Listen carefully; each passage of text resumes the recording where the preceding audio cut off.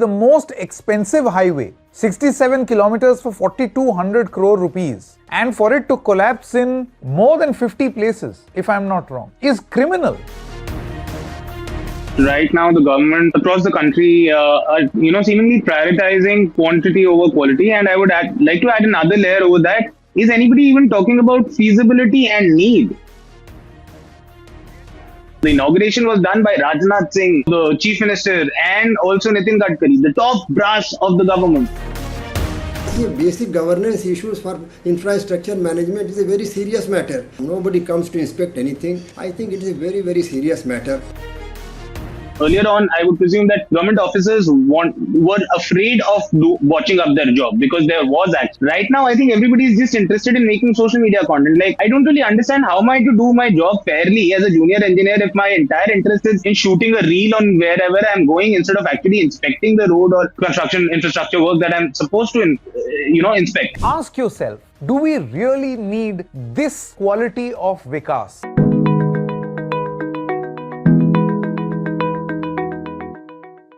Hello and welcome. You're watching me, Sanket Upadhyay, on TheFederal. The show is called AI with Sanket. This is the AI of news because news in India today requires not artificial but analytical intelligence. Look at these pictures. They are from Uttar Pradesh.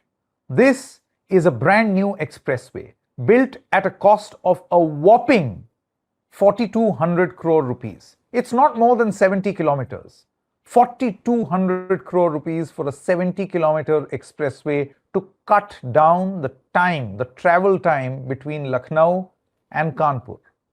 The tragedy is that within 13 days of its inauguration, this highway, this expressway is broken in more than 60 places. At least that's what some of the headlines say.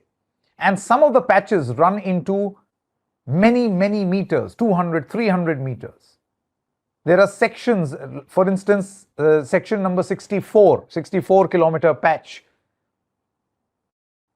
where the road has slipped and gone where? On a 13-day-old highway. Now, why has this happened? Has this happened because the government has prioritized speed over everything else?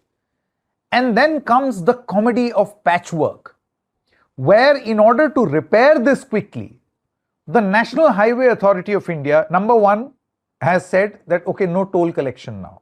Wow, thank God for small mercies.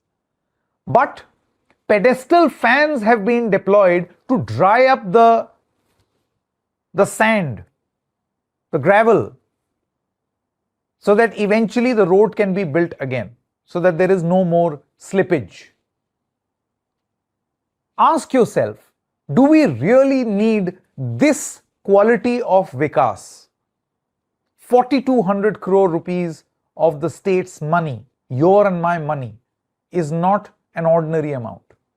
Who are these people, and can all of this practically happen without corruption being at play? Was there a cut commission which facilitated the slippage of a road? This is a huge, huge hazard. These are expressways meant for a speed of 120 kilometers per hour. You cannot have them being destroyed within 13 days of their construction. This discussion that we are going to have now is going to be a meaningful one. It will not just be a typical political tutu meme, but we will look at meaningful solutions as to why this is happening and how it can be fixed. Let's discuss. All right, joining us right now is Dr. Sudhir Krishna, former Secretary, Ministry of Urban Development. Thank you very much, Dr. Krishna. My first question to you, sir, are roads, newly constructed roads, supposed to pack up like this in 2 weeks? Or there is an internationally set norm? From what I have gathered, there is a whole concept of compaction. And if that process is done properly, this will never happen, that in a brand new highway, you will have, to quote the technical word, slippages. Well, I think the road design norms as per the NHAI norms and the Indian Road Congress IRC standards, they prescribe that highways should last at least for 2 decades if these are built with soft surface like asphalt. And if the highway is built with a concrete surface, then it should last at least for 30 years. And in fact, with proper maintenance, it has to last longer also. But 20 years is the life expected life for an asphalted road. So therefore, the collapse, etc., is a very, very serious matter. It is a serious matter on two accounts. One is that we have taken the task of becoming a global, player in every field, and by 2047, Viksit Bharat means we will be at par with the rest of the developed countries. That is our target. And that is one anxiety, that where we are, which side we are going, which direction we are going. And the second issue of concern is that the problems are mounting. The problem of quality, this is mounting over time, rather than, as science is advancing, as the technology is improving and developing, we should have better quality roads. But what we find is the other way around. And it is not an isolated case. Off and on, we are hearing more frequently. And whatever comes in media, it is an indicator, something like tip of the iceberg. Any news of one or the other kind, 100% coverage of every happening is not possible in media. So what we see should be taken as a sample, unless it is proved to be an exception only. We are not able to say it is an exception. The road collapse and bridge collapse is coming up soon after construction. It is coming up in increasing manner from different parts of the country. So therefore, it is a matter of concern. So the question is, why is it happening? Somebody has to make inquiry. And there is an organization called DMEO, that is Development Monitoring and Evaluation Organization in the Niti Aayog. It is a successor to the Program Evaluation Organization of the Erstwhile Planning Commission. And this DMO is supposed to evaluate the programs and policies of the government from time to time and publish and review also. And ministries have to take note of it and then do corrective measures. Until 2014, it is on public domain only. I am not saying anything out of my personal knowledge. You open the DMEO website and see the evaluation reports. The schemes and programs were regularly being evaluated until 2014. And all the programs, whether it is the National Health Mission or whether it is the housing program, Housing for All program, and so on, Backward Region Grant Fund program, all were one by one programs were taken up for evaluation. The shortcomings, achievements and shortcomings were scientifically analyzed, placed in public domain, and the ministries were pushed and not, they are obliged to analyze it. There's something like parliamentary evaluation report, something like that. But more intensive, because Parliament Committee cannot be doing so much time. This is exclusive organization for the purpose. But after 14, the DMO has not evaluated a single mission.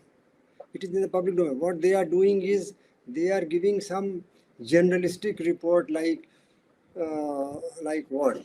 Like climate change issues or gender issues and so on. This is a different thing.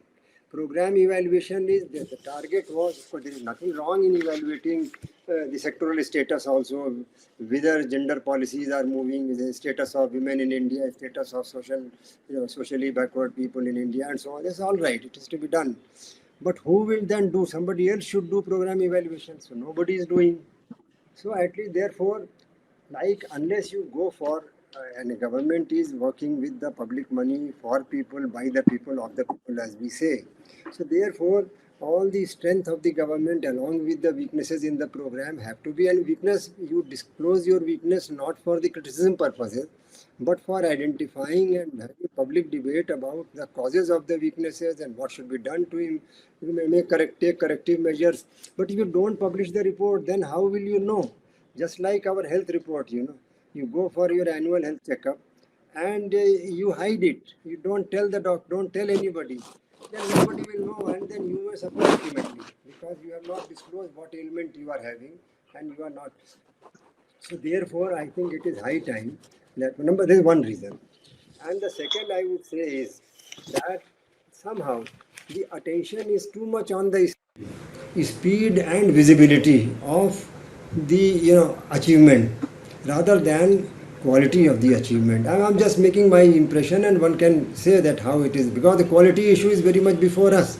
It is underlying, so it is working backward. The analysis is working backward. So now there is so much rush to do things and then publicize it that anything coming in the way of doing the thing faster must be removed. Anything and everything. To the extent that deregulation has become more important than quality regulation. You see, deregulation has become the mantra, and regulating for quality is given a kind of subservient role. I give some examples also. Now the National Building Code was revised after 2 years of intense work by a set of experts, subject matter experts. It is dedicated professionals. A few dozen of them dedicated their time and suggested improvements. And in November 25 it was notified within few, and the moment you bring standards, people have to follow it. And it is expected that all bodies which are approving the construction activities, whether these are the state authorities or municipal bodies and so on, they have to amend their bylaws, manuals to adopt the revised standards as far as the quality standards and the process, both in terms of outcomes, outputs, as well as in terms of processes and inputs. All these were part of the National Building Code as far as all kinds, not only building but environment surrounding the building and so on. And some very significant part were either diluted or by government direction, or they were removed. For example, the fire safety, we are having a spate of, I don't know, sometimes I feel that all reports are not coming also in the media, probably, or at least I am not able to see as much as I get the feeling, but you know better, but fire incidents, buildings catching fire here and there. So therefore the National Building Code in 2016 edition had mandated that buildings up to 15 meter height shall have very strict regime of fire safety provisions, including 2 exits and then separate the fire safety equipments installation and many things they had prescribed as design issues. Now under the pressure, this was under the pressure of the government, it has come in the media also. In March 26, it was the height was raised to 24 meter. Now up to 24 meter no standards are to be enforced, and beyond 24, so on 24 meter is a very big height for buildings, and you cannot, you must have all the arrangement for fire safety. Even 15 meter was rather high. It should be brought down because now the people are having very high intensity of occupation and in the building, in terms of economic activities, in terms of habitation also. Earlier we used to have buildings with large windows and verandas and so on and so forth. So the danger of fire and less of the equipments which are high energy consuming. Now the buildings are all closed environment, and a lot of gadgets. I think Dr. Krishna, what you've been able to tell us in great detail is the fact that that oversight which is required, administrative oversight by way of looking into various regulations in order to prioritize speed, perhaps with the intention, Nikhil Jain, to make a government look good. That look, we have built so many kilometers of highways, look at the number of projects that we have really kick-started and sped through all these projects. Somehow the quantity debate is hotter than the quality debate. Do you think that for a highway which is touted to be the most expensive highway, 67 kilometers for 4,200 crore rupees, and for it to collapse in more than 50 places, if I'm not wrong, is criminal. This is not just some lapse as it is being made out, that some mild slippage happened. No, slippages don't happen like this. They don't. Nikhil. Sanket, absolutely. I completely agree with you that right now the governments across the country are, seemingly prioritizing quantity over quality. And I would like to add another layer over that. Is anybody even talking about feasibility and need? We built a 4,200 crore expressway to cut down the travel time from 2 hours to 1 hour from Lucknow to Kanpur. The question is, was it needed? Is there enough traffic? Could that money have better been spent in the urban development towards, improving the urban infrastructure in both the respective cities? Could it have been better spent on a monorail project? Could it have been spent on on widening or making better the existing highway? Nobody's really talking about it. All that I see these days, especially in North India, we are laying these wide and vast networks of expressways. You collect very hefty tolls on these, and all the expressways that I've traveled on, whether be it in Bihar, be it in UP, Rajasthan, Haryana, most of them are empty at most places. Most of the times, they appear completely overkill. I don't think they're necessary. And another aspect that I would like to add to this discussion is that earlier on, when governments built highways, you would see a lot of development happening along the highways. You'd see the dhabas, you'd see the eateries, the car repair shops, and so on and so forth. Now, when you have this elevated road model of an expressway, that development doesn't really touch in the areas through which the expressway passes. Is this the right model? And nobody's really talking about it, but the government is spending lakhs of crores. One moment, Nikhil. You seem to be talking about the feasibility of an highway economy, right? The whole idea of access controlled expressways is to not have people and habitation around, and that is why it is different from a highway. It is not a normal road. It is a high-speed expressway. I am willing to make that distinction provided the quality of that expressway is good. If the intended purpose is speed, you can't be expecting slippages. You can't expect a 12-day-old expressway to collapse. And the funniest of all, absolute comedy on display. Pedestal fans used to dry up the road. My goodness. Pedestal fans. Sanket, sometimes fact is stranger than fiction. Like, if I were to see that video not on a news channel, I'd probably think this is some AI meme or some sort of AI slop.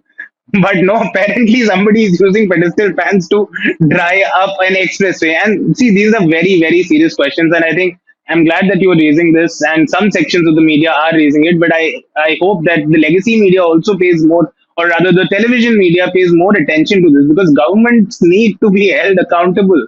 At the end of the day, it's our money, it's the taxpayer money that is being spent on these expressways that seem to, not even run for a month after their inauguration. And let's not forget that this was done by the inauguration was done by Rajnath Singh, the the chief minister, and also Nitin Gadkari, the top brass of the government, inaugurating something and then it not even lasting a week or 2 weeks. I honestly am stumped for words. Like, what do you even do if this is the quality of work that we're expressing, that we're seeing in Expressway? Okay.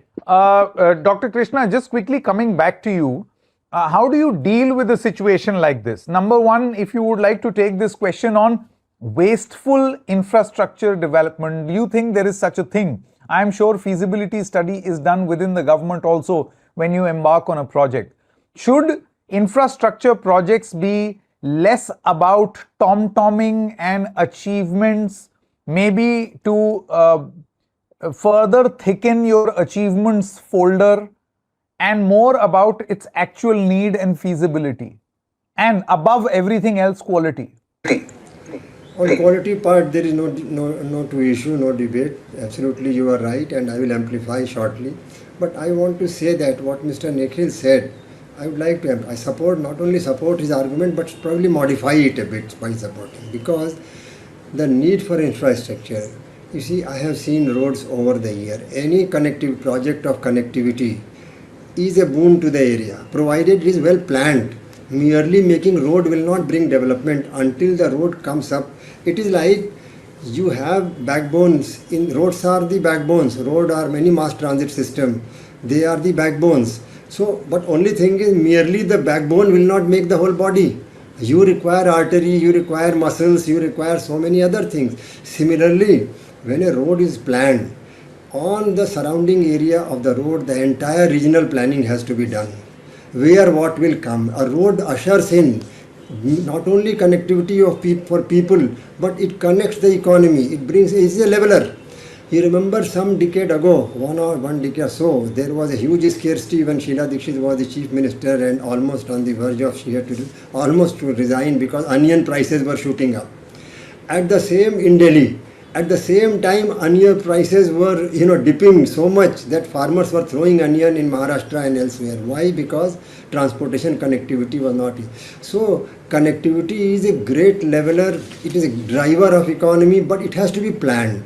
So around the highways, not merely we can elevate it also. Elevation is required because land acquisition issues and many other issues are there. You bypass those issues if we elevate the road, and many accidents are less and so on. But then there is an exit. You exit, you enter in a systematic manner. Once you exit, there should be a developmental zone of all kinds of industrial activity, industrial estates, many housing areas, development of new housing complexes, many things, farmers produce area, agricultural market, and so on and so forth. So the highways are highways not only for the vehicles, it is a highway for prosperity. All highways, I assure you that. You can debate and discuss any highway, how it has been, but unfortunately, now the NHAI is so much in the forefront that it is planning, designing, executing, everything they are themselves. The state government, local bodies have no role at all. Those planning commission is not seen. Earlier the planning commission used to vet the project from various angles and then only they would approve. Now that is not the case. You see, each ministry, each department is almost independently pushing the project. So therefore, there was a meaning in the regional planning, in the that concept we have to adopt. So I entirely support Nikhil with the modification that proper plan. You have to do the micro level also. The same thing in cities. If you see, roads are developed, drains are not improved. Footpaths are not improved. As a result, what happens? The drains get immediately, you get the first rain, shortest rain, the water comes on the road. The rainwater comes on the road because drains are not able to carry the water. And therefore, so you have to, when you have to plan for the road, whether new road or improvement, maintenance of road, whether we are planning in the regional framework, that is the mindset. So this is a serious issue where we are just each ministry like an independent vertical silo, independent war horse. That is not helping us, I think. And you see the budget of the ministries, it is skyrocketing. NHAI, which was having a budget of 10,000 crore in 2010 or 12, today's budget is well over 2 lakh crore annually. I am telling you, where is 10,000 crore is 2 lakh crore? And side by side, a serious impediment in government is that inadequate staffing. I mean, you mentioned about NHAI, typical case. A typical case, all are more or less in the same boat. NHAI staff was of the order of, I suppose, 500 in 2010, and today it is about 1200. 500 to 1200 is hardly any increase, whereas budget has gone up from 10,000 crore to 2.25 lakh crore. So there is no supervision. You see, it is very, very serious matter, and the deficiency is not at the higher level, it is at the ground level. The level of junior engineers kind of categories where who really monitor the work, do the spade work, who do the inspection work. You see, the works are being outsourced right, left and center. If you think that some outsource agency, it is good to have outsourced agencies. We must have experts from market, but domain knowledge of the ministry has to be strengthened in planning process, in execution process, in monitoring during execution, in preparing for O&M. So many things are basic governance issues for infrastructure management is a very serious matter.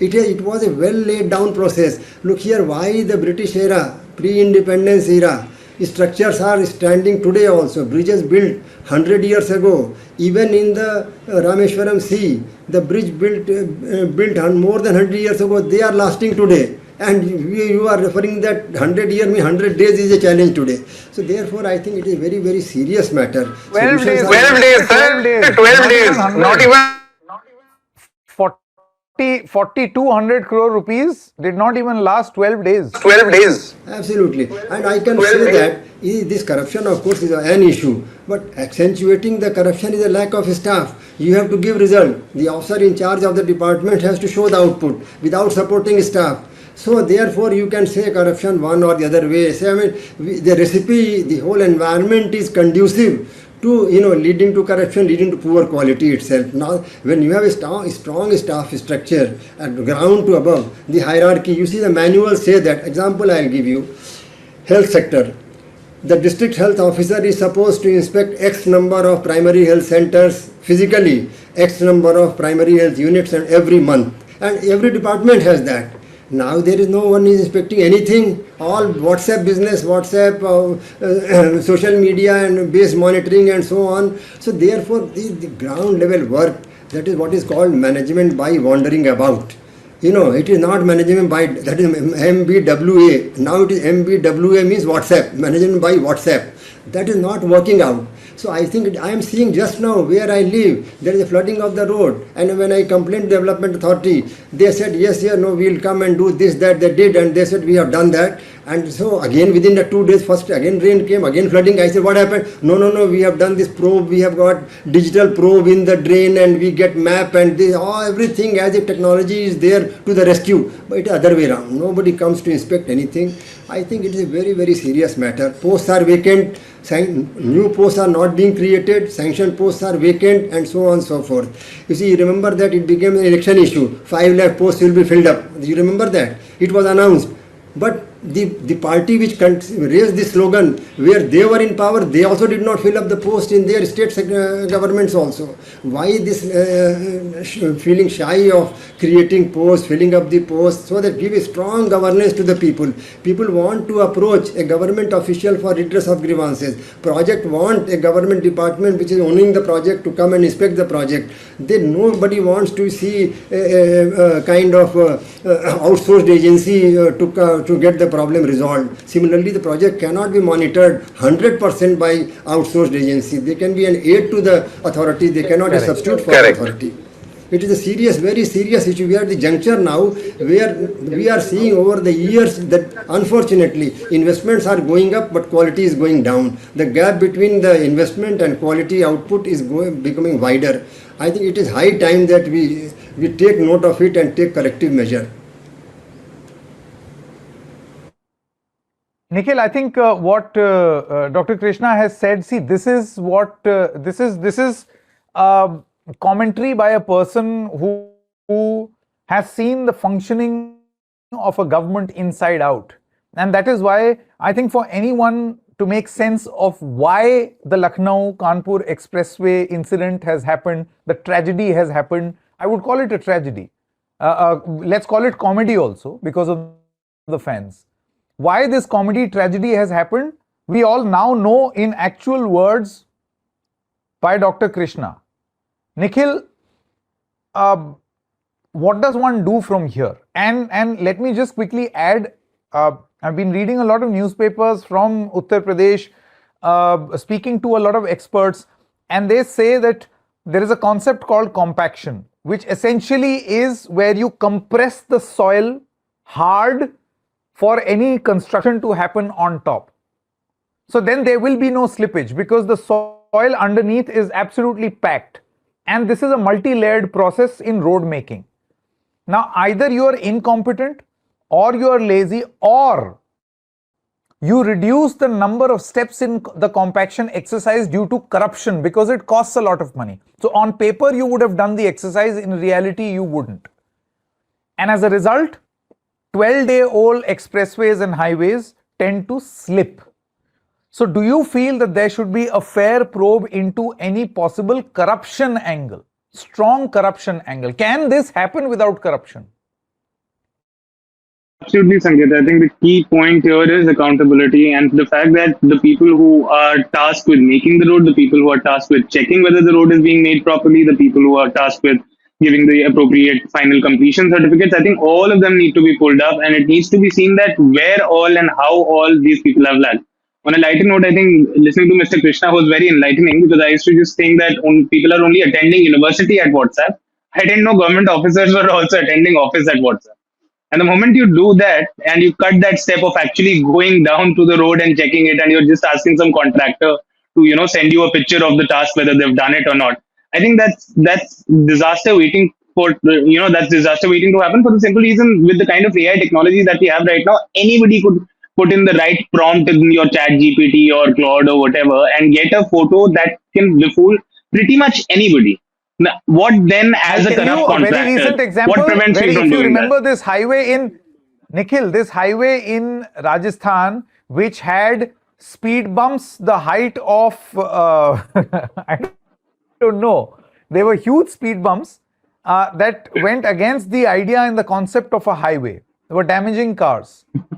And when this was highlighted on social media, the go-to response of the National Highway Authority of India was that this is misleading, this is incorrect. Here is the correct picture. And then later it turned out that some junior lackey in NHAI gave a picture from another place to say that these are not speed breakers, these are rumble strips. Then NHAI finally suspended him and did all the karwai. But you see, that is what is happening. When there will be no accountability, when speed will be prioritized over everything else, this is bound to happen. People will cover up. Sanket, I think that lies at the core of it. The approach. That the approach is that I show numbers that I built 100 kilometers or 1,000 kilometers of expressways in a day. We have completed this in 200 days. This has reduced the travel time from 2 hours to 1 hour. The traveling speed is 120 kilometers. Instead of actually seeing whether you need it, whether it has actually been delivered, whether it will sustain, whether there was corruption, whether the money was spent efficiently, everything is just with the approach of marketing. And I think that is something which is traveling top to bottom. Like you start with the transport minister, and I think it's going down even to a JE level. Like earlier on, I would presume that government officers were afraid of watching up their job because there was action. Right now, I think everybody is just interested in making social media content. Like I'm probably sidestepping a bit, but the amount of government officers I see on Instagram and social media platforms these days pretending to be influencers, and somehow the senior bureaucracy is all right with it, somehow the politicians are all right with it. I don't really understand how am I to do my job fairly as a junior engineer if my entire interest is in shooting a reel on wherever I'm going instead of actually inspecting the road or construction infrastructure work that I'm supposed to, inspect. And governments across the board are also sort of patronizing this. I've seen government officers getting better placements, or at least heard of it, getting better placements because they have a better social media following. I don't know where are we going with this sort of a system. Well, I think we really need to go back to Purana Bharat. No, Nikhil, see, where calm pe focus. The thing is, yes, calm pe focus. The thing is, if you live by social media, you will die by social media also. For the Kanpur-Lucknow Expressway, the National Highway Authority of India was exposed by the very same reels that showed a pedestal fan being used to dry up gravel and sand in the repair work which was going on. Seriously, pedestal fan. I mean, I have heard at the Gaddafi Stadium where helicopters are used to dry up a pitch, but never a pedestal fan. We use pedestal fans in Indian pitches, by the way. Here in Greater Noida, the UP government did use it to miraculously dry up the pitch. It never happened. It will not happen in the highway also. But Dr. Sudhir Krishna and Nikhil Jain, thank you very much. Enriching discussion. Thank you so much, gentlemen, for joining me. Thank you.